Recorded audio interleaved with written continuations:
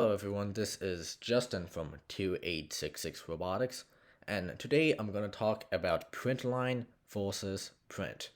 So far in this tutorial series, I've been mostly using println, but there is also an option called print.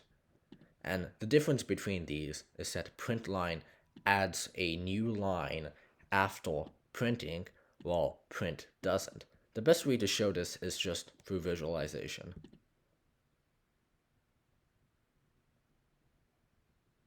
And as you can see here, after each time that I print with println, it adds a new line after it.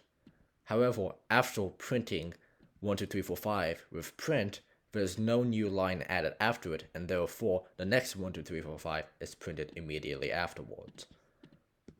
You won't be using println or print once you're actually working on the FTC robot.